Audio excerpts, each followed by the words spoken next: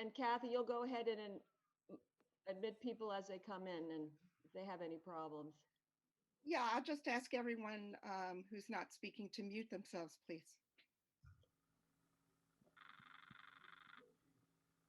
Great. Good afternoon. I'm Barbara Amstutz, and on behalf of the League of Women Voters of Central Delaware County, a hearty welcome and thank you for joining us today for a hot topic discussion, Redistricting Pennsylvania after the 2020 census, with Carol Kuniholm of Fair Districts, PA.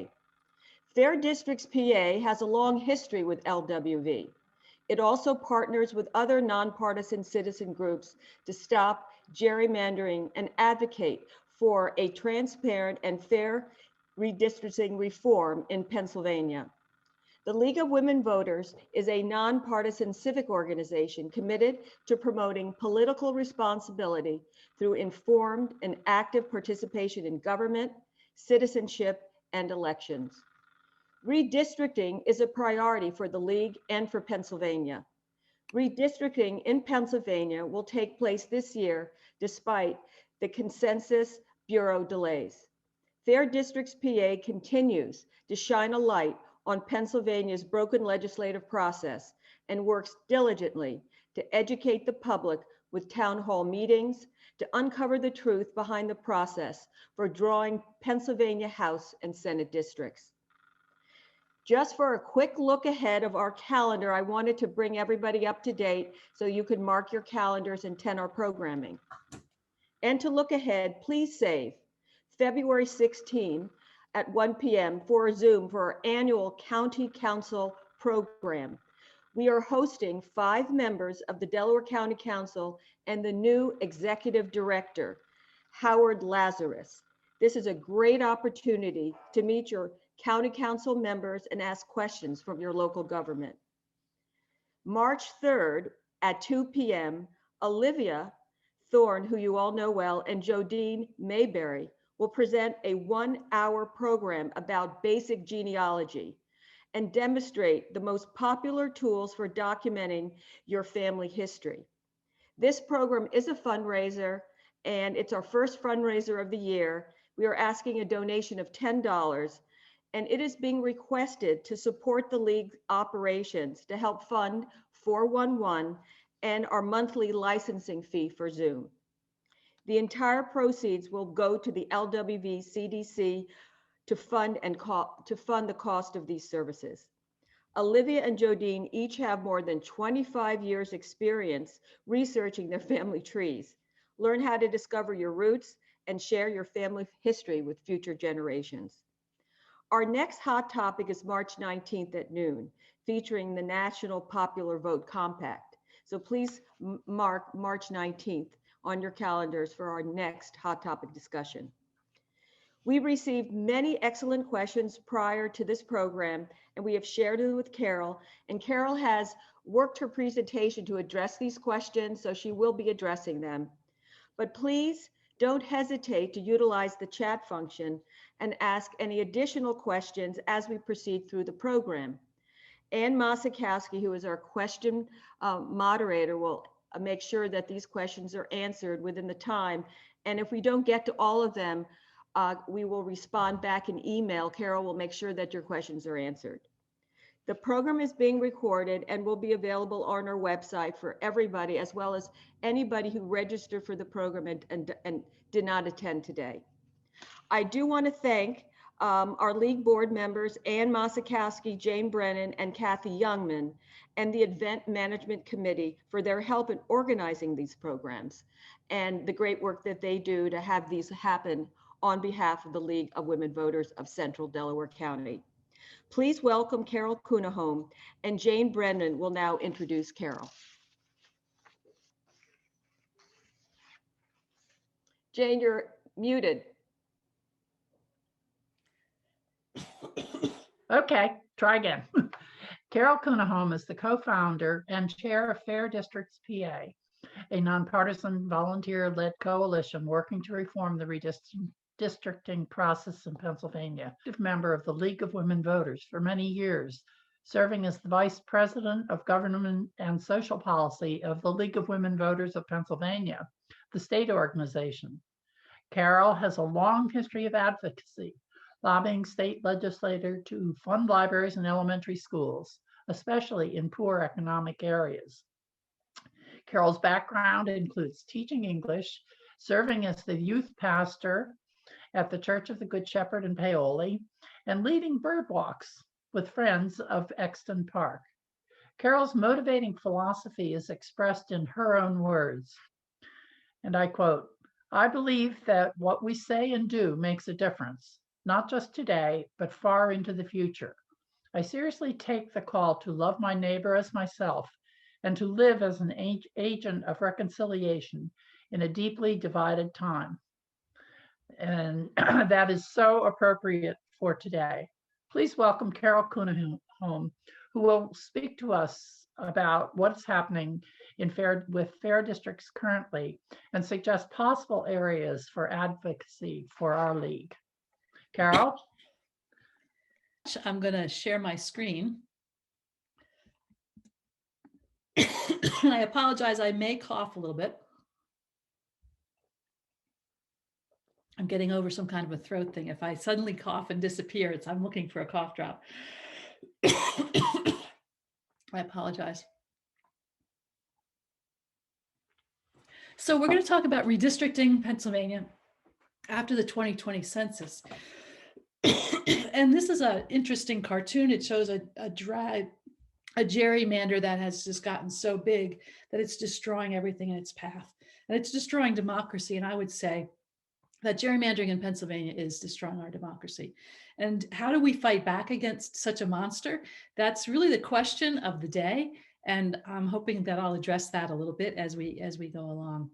So to kind of get us started, I always start with just a little definition because not everybody understands why we have redistricting, what it means, what the process is. So we start with a little vocabulary, a little history. Reapportionment is our first word, and it happens every 10 years after the national census. So the census counts where people are, and then relative to population across the country, redivides the congressional seats to the states. Pennsylvania has been losing a seat generally every 10 years. We lost a seat in the last reapportionment. We lost 2 seats in the reapportionment before that. And the prediction is that we will be losing 1 seat again in this reapportionment. Not definite, but that's the prediction as people look at population across the state and across the country. So after reapportionment comes redistricting. And that's when congressional and state legislative districts are redrawn because they are required to be roughly equal in population. And our congressional districts, every state does their redistricting differently. Our congressional districts are decided by the federal government, which tells us how many we have, and then the states determine it. And here in Pennsylvania, it's done as a bill, which is passed by the state legislature and then signed or vetoed by the governor. It's introduced as a bill. Nobody really knows who draws those maps. It's done behind closed doors in a very secretive process, but then it's passed by the legislature and the governor can sign or veto. In the state house, the rules are different. The Constitution says the Commonwealth is divided into 50 senatorial and 203 representative districts. They're supposed to be compact and contiguous. And unless absolutely necessary, no county, city, town, township, ward should be divided in forming those districts. And it's done by 5 people. And historically, it's been 5 men. The 2 majority leaders, Senate and House majority leaders, Senate and House minority leaders, and then the chair. The way it's supposed to work is the 4 would agree on a nonpartisan 5th person to chair it. They have not agreed in the last 4 decades, at least. And so then if they don't agree, then the Pennsylvania State Supreme Court chooses that 5th person. And since we have an elected court, which tends to be a little partisan, that 5th person tends to give the advantage to one party or the other. In the last 2 redistricting cycles, that advantage has gone to the Republicans, who have been the ones who have controlled the drawing of the lines. Which brings us to the next word, which is gerrymandering, the word we're here to talk about, and that's manipulation of electoral maps for political advantage. And the word came into being in 1812. Governor Elbridge Gerry of Massachusetts signed off on a map that gave advantage to his own party. And the press called him out on that, saying that the district looked like a salamander, and putting his name with the word salamander came up with the word gerrymander. It's a conflict of interest. It allows those who are drawing the maps to do so in a way that benefits themselves. And there is no other major democracy that allows elected officials a role in drawing their own district lines. So we know it's been around since 1812, when that first, and it was actually before that, the word was coined in 1812. We know it was being done in the colonies and in the early states before that. But it's gotten much worse over recent decades. And that's because of mapping tech. Think about the technology you have in your own phone and the mapping technology available, the data technology, the ability to predict based on past elections. So it's gotten more and more precise and more control of electoral outcomes. And you can see that that square there, the very extreme one, became a national symbol of gerrymandering. It was named Goofy Kicking Donald. And when anybody was asked, what are the 5 worst gerrymandered districts in the country, Congressional District 7 would be one of those. And that impacted your county, my county, Montgomery County, slithered our counties into little bits to control the outcome of those elections. We know people don't like it. And every national poll has shown more than 2/3 of people across the board say it needs to change. People don't like it. We, League of Women Voters and Fair Districts PA commissioned a survey in 2019 that showed that 72% of respondents in Pennsylvania think it allows party leaders to put party interests ahead of voters' interests. It creates polarization and gridlock. It lets elected officials choose their own voters. It gives voters less choice on election day, and it prevents voters from holding their representatives accountable. So we see more and more behavior in our state legislature of legislators in safe districts. No one can vote them out. No one can hold them accountable. They do what they want, and they're really not representing anybody. So how do you change that? Well, in California in 2008, they passed a Citizens Redistricting Commission, and that commission was in place in the drawing of the lines in 2011. There's a couple other states that have done that. League of Women Voters has made this a high priority. So there's the People-Powered Fair Maps Initiative. Fair Districts PA is a fiscal project of the League of Women Voters. So tight connection, and Fair Districts PA and League of Women Voters working together on, we were working to put a Citizens Redistricting Commission in place. We've run out of time for this redistricting cycle. We've been watching other states. A group that was very interesting was Voters Not Politicians in Michigan. They got an initiative passed, and they are cheerfully right now selecting their independent commission and getting started on that. And there are some other states as well we've been watching. Unfortunately, Pennsylvania does not have a citizen initiative process. If you look, you can see, yes, California does. That's how they got their commission. Michigan does. That's how they got their commission. There are 20 states that allow citizen initiative and referendum, 18 to do constitutional amendments. Pennsylvania is not one. So the only way to change the process is to go through the same legislature that holds that process very dear in holding on to power. So the League has been working on this a long time. 1991 is the earliest date that I can find for the League giving testimony. That's 3 decades ago. In 2015, I was invited with Susan Carty, who was then the president of the state board, to meet with Senator Boscola and a group of legislators from both chambers and both parties to talk about creating an independent commission. And at that time, Senator Boscola and other legislators said, this change will never happen unless voters are organized and loud and put enough pressure to change the process, which is why we started Fair Districts PA shortly after that in January of 2016 as a coalition of organizations to push back against gerrymandering in Pennsylvania. It grew unexpectedly beyond the organizations that started it, gained many, many volunteers unconnected with any organization. And now Fair Districts PA has an email list of 60,000 and a volunteer list of over 5,000 across the state of people who just want to see the system change and want to see fair maps.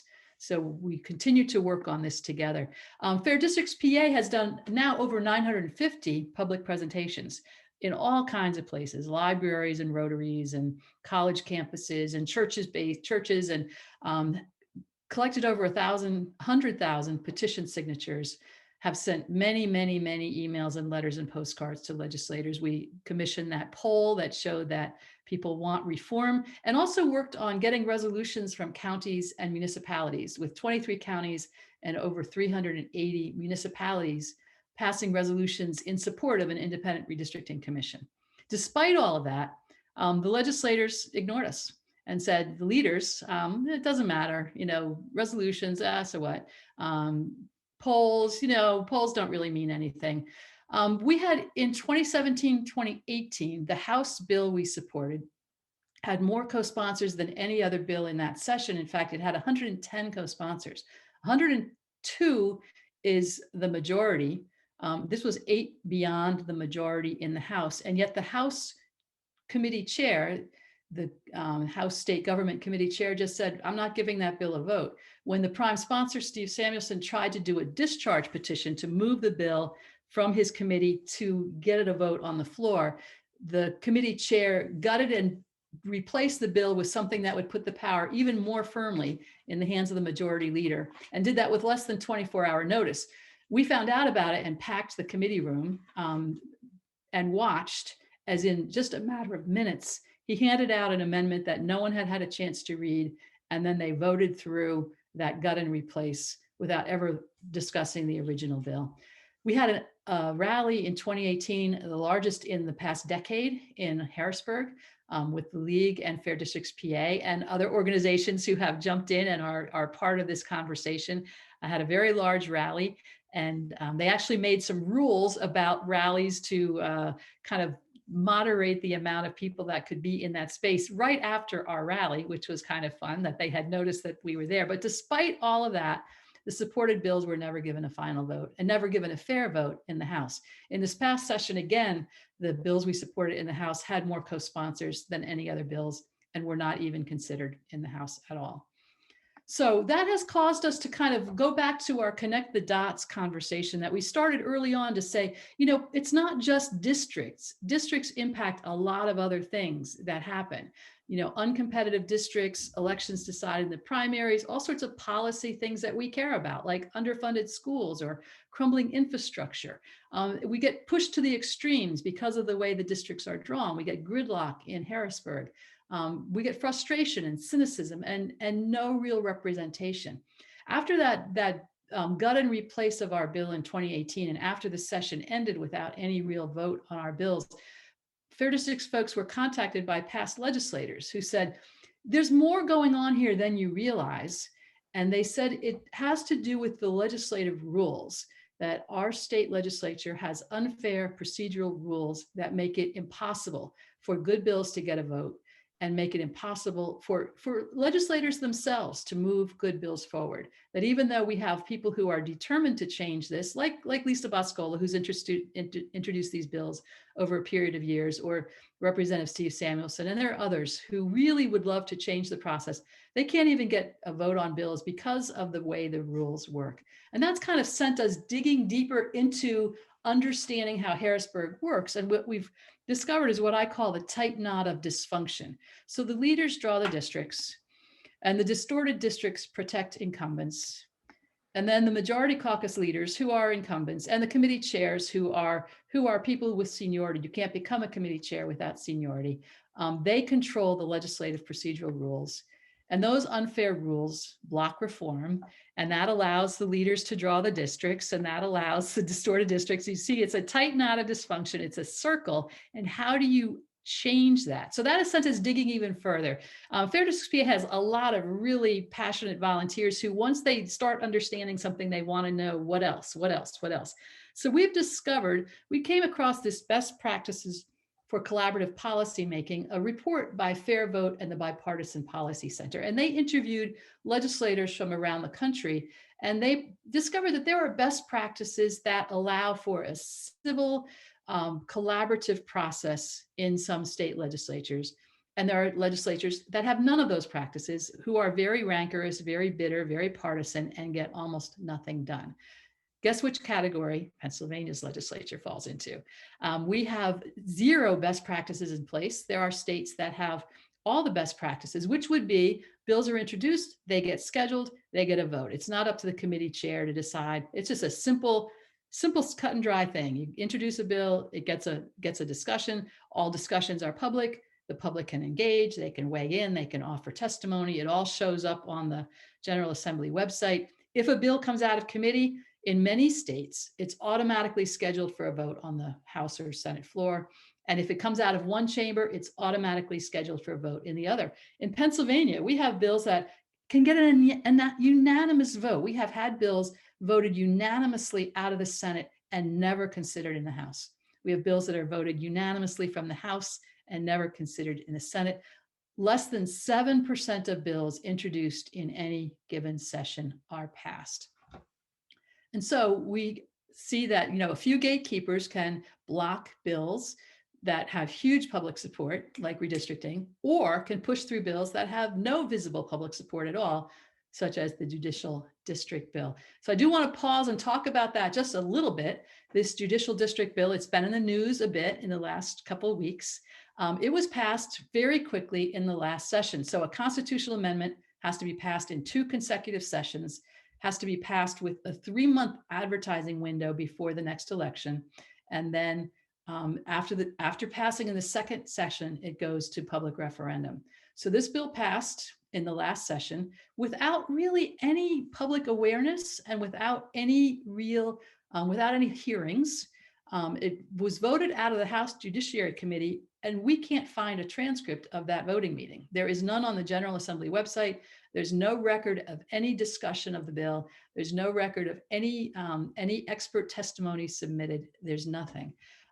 It passed out of the House, and then in the Senate, we did find a 9-minute video of the voting meeting on the bill in the Senate State Government Committee. Now imagine this, a constitutional amendment that's going to change the way we select our judges, that the Senate State Government Committee spent 9 minutes discussing before they voted on. Well, and that 9 minutes includes the summary of the bill, a question about what the bill is trying to accomplish, somebody reading some objections to the bill from the bar associations, and then the vote. That all happened within 9 minutes. And then it was passed in the Senate with no opportunity for amendment, and then it was done. No expert testimony, no public input, no cross-partisan support. And from what we can find, less than an hour of public consideration, combining all chambers and combining both committees. What does the bill do? It's a constitutional amendment that would organize the judiciary into representative districts and further provide for residency requirements. Right there, you can see a significant problem in the bill because the judiciary does not represent anybody. They don't have constituents. They interpret the law. So the whole bill is structured around the idea that the judiciary is supposed to represent specific constituents, and it is not supposed to do that at all. According to the prime sponsor, there are different philosophies on how to apply the law based on how and where you grew up.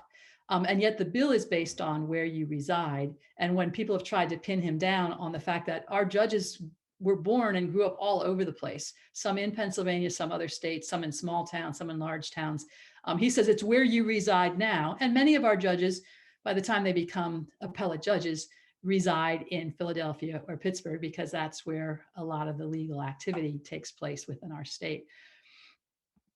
So just to step back for a moment and think about our courts, we have local courts, magisterial district courts, Philadelphia and Pittsburgh municipal courts, and many of our legal cases go there. If you get caught shoplifting, if small crimes end up in those very local courts, and those judges are elected in local elections.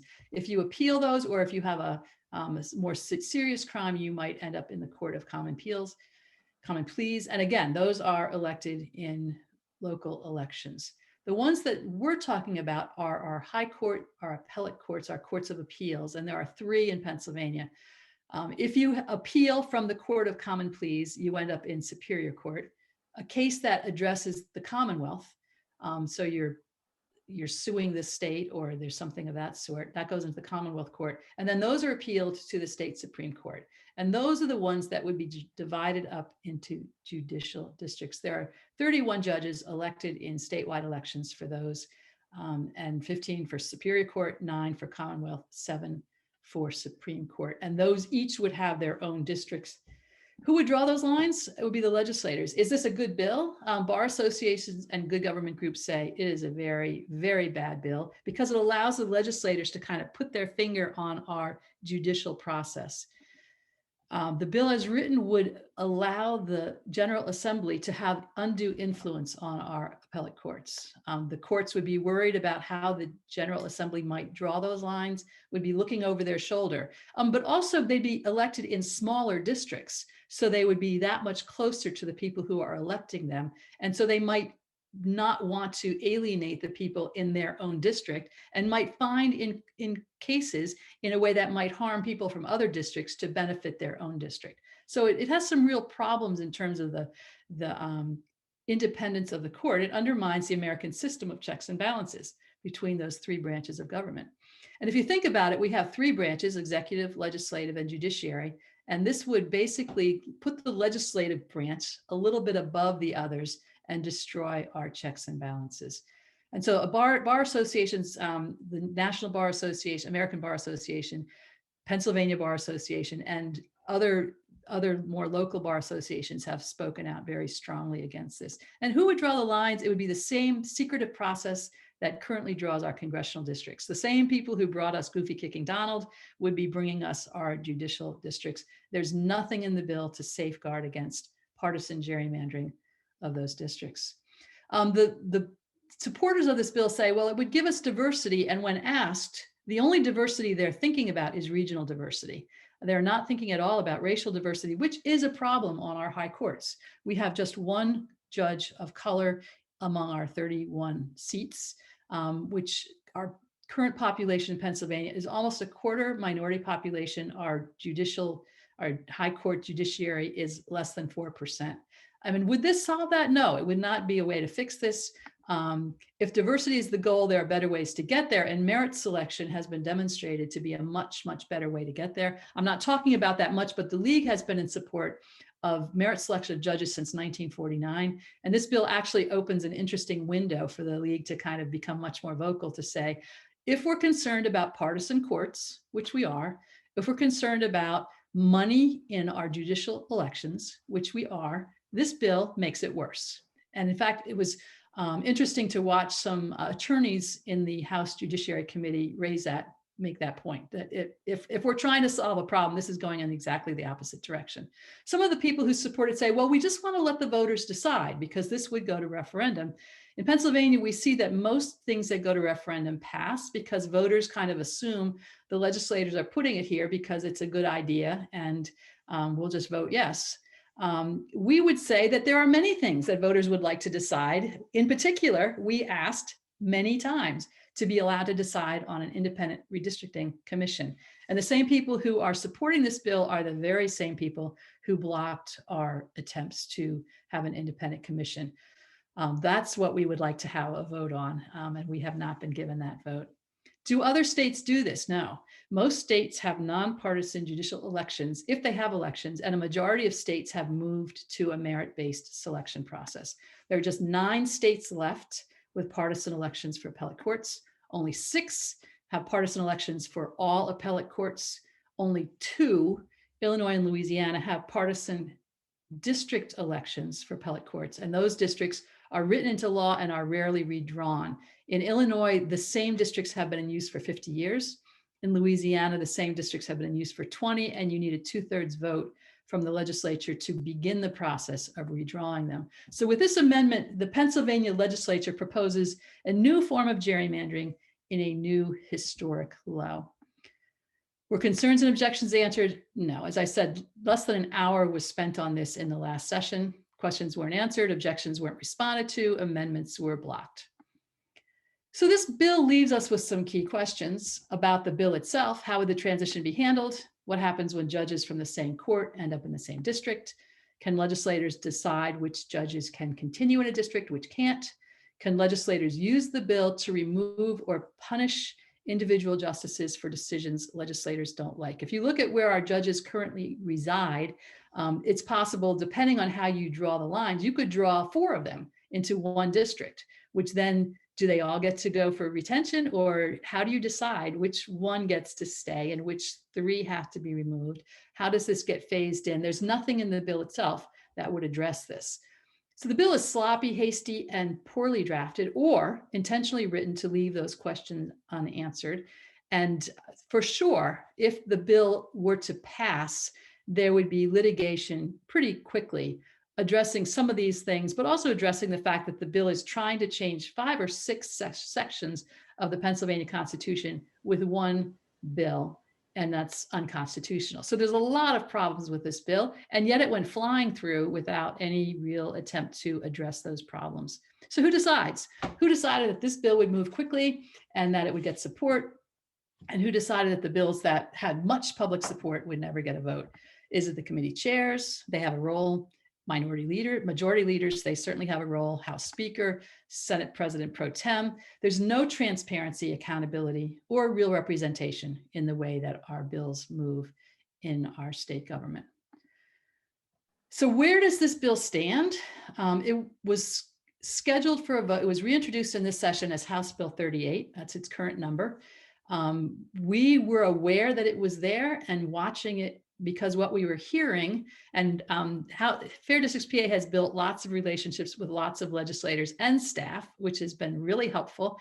So what we were hearing was that the bill would be moved really quickly through both houses so that it could go on the ballot in May, a public referendum where independents normally don't show up to vote, where only party extremes tend to show up to vote. The idea was just push it through really fast and then have it on the ballot in May. We were preparing to speak back against it, and then we learned it was going to be given a vote with less than 24 hours notice. We heard on a Tuesday afternoon that it was going to get a vote on Wednesday morning at 10 o'clock. Fortunately, we'd been working on it. I had already sent letters that morning that it was scheduled to all of our legislators, and I've put together a list of 450 policy staff. And I had sent the same email to the 450 policy staff saying, this is a very bad bill. What you've been told about it is inaccurate, and let me clarify for you. So that had been sent out that morning. And then when we heard that the bill was going out, we had some emails ready to go to people across the state to email their legislators, and 6,000 emails went out that afternoon from Fair Districts PA. The league folks, some started calling early the next morning, and there was an email from the league board that went to all of our legislators the morning of the vote, before the vote happened. So at the vote itself, 4 legislators referenced Fair Districts PA and 2 referenced the league, which was great. You don't often hear from legislators who they've been hearing from, but we were referenced in that vote. The vote was close, 13-12. There were 2 Republicans who voted no. Both of them spoke out pretty strongly in opposition to the bill, that it takes the state in the wrong direction, but it was voted out 13-12. Our assumption was it would immediately get scheduled for a next vote in the House, but it didn't. It did not get scheduled for a next vote in the House. We thought it would go very quickly. The deadline to go through, there's a little discussion about the deadline. Some people say the deadline would be February 17th. We talked to Senate policy staff who said really the deadline is 2 weeks before that, because it takes 2 weeks to get it ready to go in the 3-month advertising window.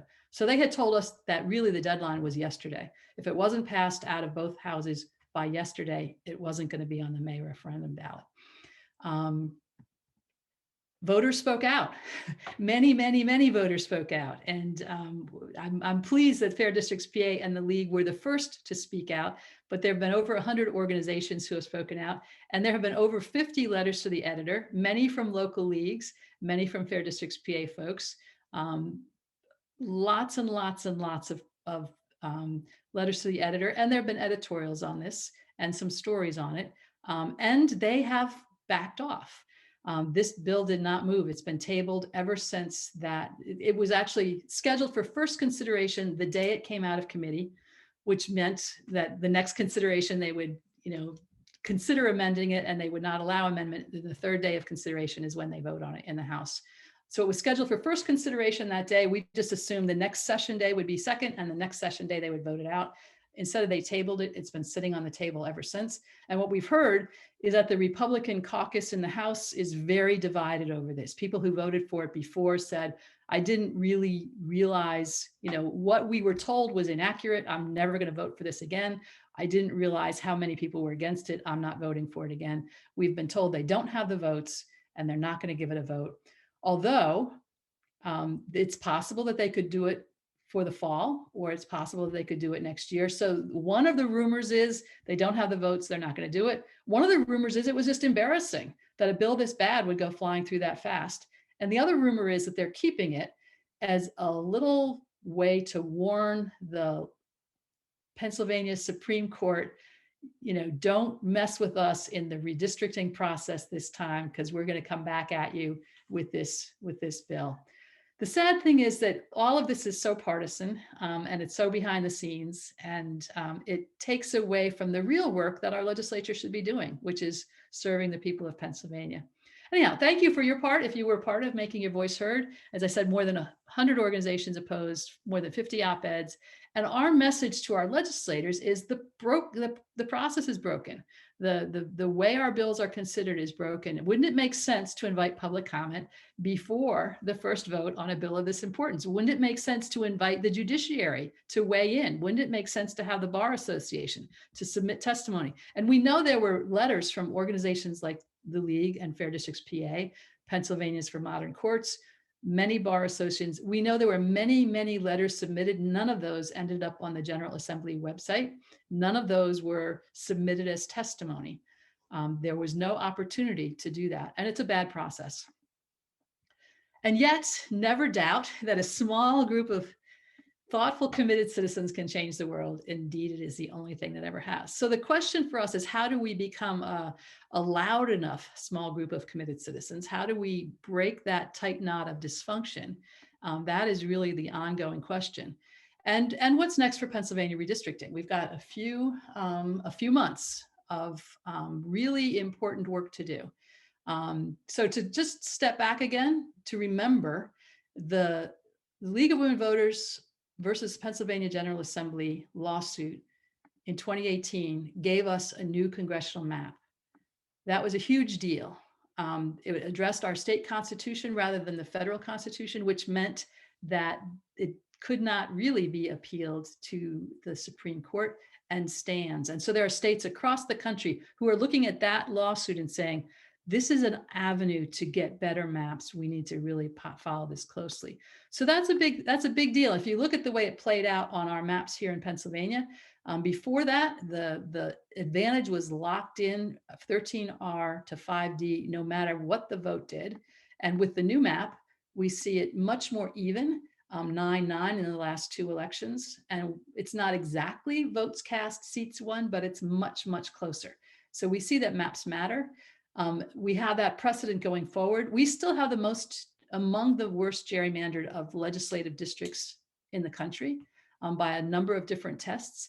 And in 2018, we had the worst votes cast to seats won distance in the country. So we had 9 percentage points between the votes cast and the seats won. The next two most gerrymandered were Michigan and North Carolina, with a 6% gap between votes cast and seats won. We have a lot of work to do in terms of our state legislative districts, and we'll be watching that really, really closely. The bill we're going to be supporting, we can't get an independent commission in place, but we did introduce a bill last session, towards the end of the session, called LACRA, the Legislative and Congressional Redistricting Act, which leaves the legislators' roles as they are, but it has clear prohibitions against things like splitting precincts or dividing counties more than mathematically necessary. It's got some really strong options for transparency, or guidelines on transparency, would allow public engagement in some new ways, and some more clear map drawing criteria. So that's a bill that we're going to be working hard on. It will be reintroduced very soon. Representative Wendy Thomas, a Republican in the House, will be introducing House Bill 22. It might have happened today with this. She was hoping to get it introduced this week. Senator Lisa Boscola will be introducing House Bill 222, and that will be introduced sometime before the end of the month. And those will be the two bills that we'll be supporting. If you remember, congressional districts are done as a bill, not by a commission, and they get signed by the governor. So we have the reality that we have a Republican legislature and a Democratic governor. He will not sign off on a map that gives the advantage to the other party. The last 2 decades, we had the same party in both the legislature and the governor's seat, which was why we got such gerrymandered congressional districts maps. This time, we're quite sure the governor will veto a bad map, and we have the precedent of our litigation. So we're pretty confident that we're going to get much, much better congressional district maps. We know they'll be redrawn because we're losing a seat, but they'll be redrawn much more fairly. For our legislative House and Senate, remember, these are the 5 people who did it last time. It'll be a different group of people doing it this time. For the first time ever, we have women in leadership in our House and Senate. And the only person who was involved last time around was Minority Leader Jay Costa. The others are new. Notice that one is in your district. One is in your county. Joanna McClinton is now the House Minority Leader. And the interesting thing about this is the 5th person will be chosen unless those 4 agree, and they won't. There is no agreement going on at the moment in our state legislature. The 5th person will be chosen by the majority of the Pennsylvania Supreme Court, which is currently 5 Democrats to 2 Republicans. So the 5th person will be a Democrat, which means Jay Costa and Joanna McClinton will be very much in charge of the state House and Senate redistricting process.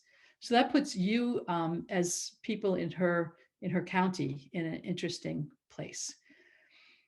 We are pointing legislators to best practices and encouraging them to think about reforming the rules. That's part of what we're doing. And we're also watching the way the census plays out. The reapportionment should have been done by January 10th. The deadline now, they're saying, has been pushed back, hopefully March 31st. The data is supposed to be to the states by the end of March, April 1st. Instead, they're saying late July, maybe early August. So it's going to be quite late. What we're working on is to get LACRA passed by the summer recess. So that's late May or early June. So it's passed and in place with those principles clear before they start drawing maps when the data is released. We'll also be holding public mapping conversations so that people can be looking at their maps, thinking about what would a fair map look like for their own communities, and really prepared to push back if bad maps are introduced. And we'll be ready to analyze proposed maps as soon as they're made public. So the goal is to keep real public focus on this from now until there are new maps, and to keep legislators aware of the fact that we are paying attention and that their constituents care deeply about fair maps, about fair elections, and about a fair legislative process. We're having a town hall on February 17th, which you are invited to from 4 to 5:30 to talk about the Legislative Reapportionment Commission, the way that our state legislative boundaries are drawn, to tell how that process came into place, to talk about stories of how it's been done in the past several decades, to talk a little bit about LACRA, how that would impact the process, to talk about how we're inviting legislators to use those principles, even if the bill doesn't pass. Those principles are good ones, and how they could still use them, even if the bill doesn't pass, and to just kind of focus attention on this. We announced this town hall earlier this week and had 430 people signed up for it within 24 hours. So there's a lot of interest in how this process plays out, and it will affect Pennsylvania for a long time to come. There were a number of questions about what to do in Delaware County, given the fact that many of your legislators are Democrats. So I just wanted to pause here and then I'll be done. The fact that they're Democrats does not necessarily mean that they want districting to be done fairly. And what we've heard is that there are Democrats who are quite gleeful at the idea that the Democrats will have the upper hand in drawing state House and Senate maps. So you can look at this and see who are the folks who co-sponsored 722. That was the bill that got more co-sponsors than any other in the 2017-2018 session. Who are the folks that co-sponsored House Bills 22 and 23? Those were the bills that we were working on for an independent commission last time. And who didn't? And ask, well, is there a reason why they didn't? That House Bill 2638, that was LACRA last session. We did not get a lot of co-sponsors because it was introduced quite late and the pandemic had hit and there was not much interest in doing much but surviving the last bit of the session. But you can look here and see, so there's some people who look like strong supporters of this. There are people who maybe they're supporters, or maybe they're thinking, yeah, maybe not. I think Mike Zabel, he just had a Twitter stream this week tying connections between gerrymandering and bad legislative process. I think he's a strong supporter. There's some new folks who were just elected. This would be a really important person to talk to. Regina Young, she is on the committee that will be taking a look at this bill. It would be wonderful to have her strongly in support. Representative Joanna McClinton will have a strong say in how this is done. It's really important that she hear from constituents that we want it to be done fairly. We don't want the Democrats hammering the Republicans, creating safe seats for Democrats, giving themselves an unfair advantage. We don't want to see that. And you can see you have a new Republican, Craig Williams. If we can get a handful of Republicans in support, that's a big deal. So it would be great to talk to Craig Williams as soon as possible. And Chris Quinn looks like he's been a strong supporter in the past. It would be great to talk to him to say, what can you do to help get more of your colleagues, your Republican colleagues, to see that this is a way to step back from the partisan divide and to put more clear, better rules in place. In the Senate, there's a lot of Democrats, but they have not all been particularly interested. I believe Tim Kearney has been a strong supporter. Amanda Capoletta, I just went the wrong direction, but it's worth talking to your legislators and being really clear that we want fair maps, we want fair policy, and we want them to play a role in this. And let me just say, the League of Women Voters is expanding advocacy work on this as part of the People Powered Fair Maps initiative. And Fair Districts PA does not have a group in Delaware County at the moment. We did, our leadership had to step out. So we are looking for folks to help us strengthen our work in Delaware County. Would love to work Fair Districts folks more closely with the League. And if you have any ideas on how to help with that, my email address is there, carol@fairdistrictspa.com. We'd love someone from Delaware County to manage the Fair Districts Delaware County Facebook page. We'd love help in thinking through advocacy in the county. And Delaware County is going to be an important player in shaping the maps for the next decade, but also in the conversation around rules. And we know the Democratic caucus has been having some conversation around rules. We want to keep that conversation going and say, if you come into being the majority party in 2022, we want good rules in place as soon as you get there. So there's lots of conversations to be had. It's an important time. And I am happy to take any other questions. There's a lot of work to be done.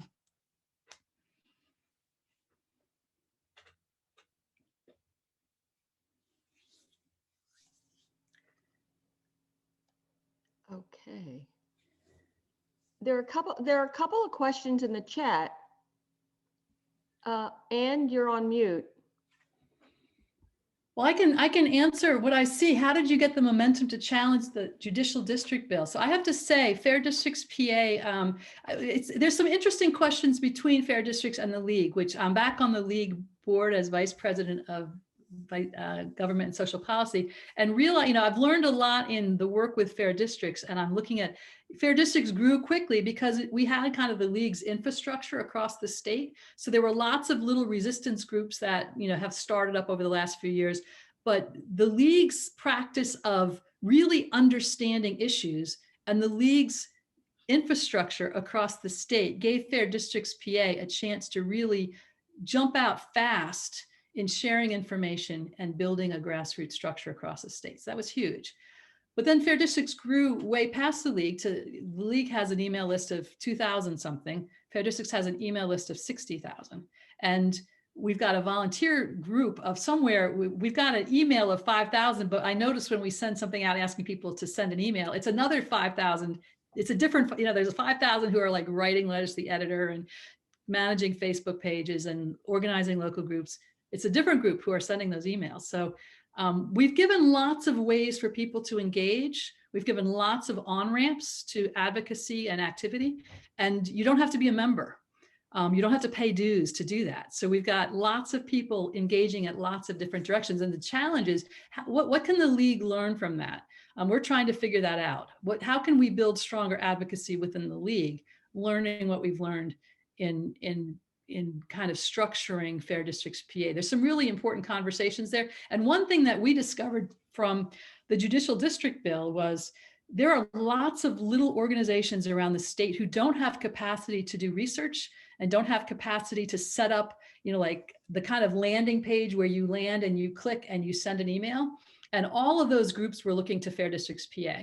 They were all saying, what do we need to know? We've done more public meetings in the last 2 weeks than we had done. We've done over 950 public meetings since we started. We've done probably 30 of those in the last 2 weeks. It's just kind of really rocketed. So the question is, building infrastructure for those little groups, how to connect those up so they can act even more quickly, and building stronger friendships with, there's really no connected grassroots group across the state in the way that Fair Districts is at the moment. There are some attempts at that, but we have emerged out in front of the kind of the Pennsylvania democracy grassroots movement. And we're looking carefully at how do we leverage that for the league, because Fair Districts is a one issue group. We're a redistricting group. Things like merit selection, things like campaign finance reform. There are other issues that need that level of attention. So how do we leverage between the two? How do we leverage between the league and Fair Districts? Those are really important questions. And we're working on them. But how do we get the momentum to challenge? We've got a bunch of really passionate volunteers. We are all on Slack. So I know there's been some we are on Slack every day, all day, starting early, going late, sharing information, sharing strategy. We've got people saying, oh, somebody needs to do this thing. Somebody needs to do this thing. Oh, I'm going to set up this thing. So we had volunteers who had already set up an email campaign to send out to legislators. They had set up a week before that. I was like, don't send that yet. Don't send that yet. They've got more set up. I mean, if anything further goes, they've got one ready to go to senators. They've got another one ready to go to the representatives. They've got landing pages set up for all kinds of stuff. We've got people, this is what they do. It's like their new fun thing is, how do we be loud and how do we be large? And these are volunteers talking together all day, every day, about how to be loud and how to be large. It's fun. It's energizing, but we're still not loud enough and large enough. We need to get a little louder and a little bit larger. Carol, why are we losing a district? Let me just really quickly, we're losing a district because relative to population growth, Pennsylvania has not been growing. There are states that are growing much faster in terms of population. So relative to other states in population, we do not keep up. So that's why we would lose a district. They've got to keep the districts fairly evenly divided across the states, and the states that are growing fast, those get districts. States that are not lose a district. Could the Republican legislative leaders pressure Governor Wolf to concede on congressional districts by holding his policy priorities hostage? They try to hold everything hostage all the time. Governor Wolf is a smart man, and he knows that how those districts are drawn will shape policy going forward. There is no chance in the world that he's going to give up on that particular one. They're holding his policy hostage every day, all day. If you watch the way they responded to his budget address, there's no attempt at all at collaboration ever. So they're not going to pressure him to do something on this. That where he's got a little pocket of power, he will certainly use it. Will we be working with Azavia on software for people to draw maps? Actually, we're working really closely with Draw the Lines, which is a committee of 70 projects. They've run mapping contests for the last several years. Those contests have been done in large part in partnership with Fair Districts PA, because we've got people across the state. So we have basically worked together to set up kind of a bar games for democracy in some places, or meeting in classes in other places. But to invite people to, they were in-person meetings, now they're Zoom meetings, to talk about redistricting, and then to learn how to draw maps, and then they draw maps. So we've kind of brought the people. Draw the Lines has done the program and taught people to draw maps, and they've given prizes for people drawing maps. We're going to be working even more closely with them. And there's another group called Princeton Gerrymandering Project, has been very active in gathering data and putting platforms together. They have something called Representable, which is a platform for communities to draw maps together and say, if you're going to draw a map, like Delaware County and Philadelphia, is there a boundary there, or do you merge with Philadelphia? There's a special election in a Senate district this spring. That district goes from Lebanon County through part of Dauphin County and then jumps over the Susquehanna River to a piece of York. It's a ridiculous district. And, you know, so communities to say, the Susquehanna River in some places is a hard stop. It's a wide river with very few bridges. In other places, there are communities that straddle the river up farther north where it's more narrow. So communities need a chance to say, this matters, this is what we think, and we'll be using Representable and working with Draw the Lines and having community mapping conversations, really starting in March all the way through till the maps are done. What additional resources would fair districts like to have? We have been really blessed with very generous donations. We've had some anonymous donations from some very generous people. So fair districts is in good shape for funds. We've got a lot of volunteers.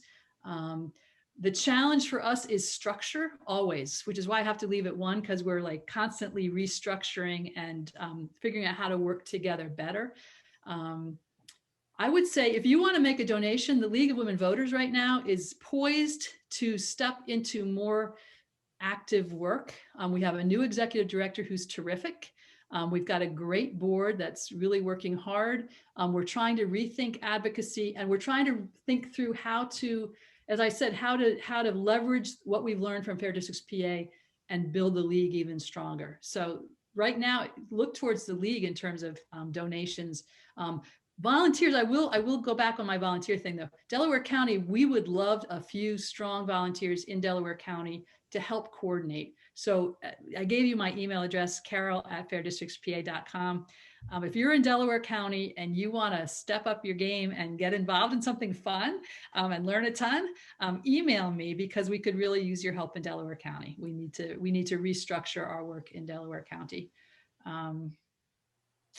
Yeah, so how to get on Slack. I would say first you tell us how you're going to volunteer, and then we'll invite you into Slack. Slack is an online workplace. It's a million times better than reply all email. We keep a lot of information, a lot of data, a lot of conversations going, and that's all in Slack. And we're using Slack now for the League advocacy team. We're rebuilding a League advocacy. And so that's another thing. If you want to get more actively involved in League advocacy, again, email me, carol@fairdistrictspa.com. We're having a advocacy team meeting tomorrow morning. We've been having them every other Saturday morning at 9:30, putting teams together to work on things like election law, merit selection, popular vote compact. We're working on putting a structure in place so that we can be much more actively involved and on top of things and have the same kind of advocacy voice for those things as we're doing on redistricting. I think I've covered them all. Thank you. That's great. And I know you're on a time crunch. I can take one more quick question if anybody has one, but then I do have to go. Do it verbal? Yeah, if somebody has a verbal question. I guess not. Yes. Thank you all. You've been a great audience. Remember, email me if you want to get further involved, carol@fairdistrictspa.com. I have to tell you, our volunteers all feel like they've jumped on a fast moving train. We're always learning things. We're always doing more work than we expected, but it's been exciting because we've built friendships with legislators. We've built friendships with legislators' staff. We've built friendships with really committed, smart people across the state. And we feel like we can make a difference. We're in a place where if we work smart and work hard for the next few months, we really can make a difference. So if you want to be part of doing that, give me an email. So thank you so much for having me. Have a great day. Take care. Carol. We appreciate your coming and speaking to us. We learned so much. It's a great presentation. Fair maps, fair policy, and fair politics. What more can you want on a Friday? That's all we want. So thank you a million. Really, it was a fantastic presentation. And we look forward to getting our members involved with you, your organization, as well as the advocacy arm of the League, which is new to me. That's a wonderful new resource for us. Thank you for sharing that with us. And good luck with everything. And we're supporting you 100%. Thanks for having me. Take care. Good luck. Thanks.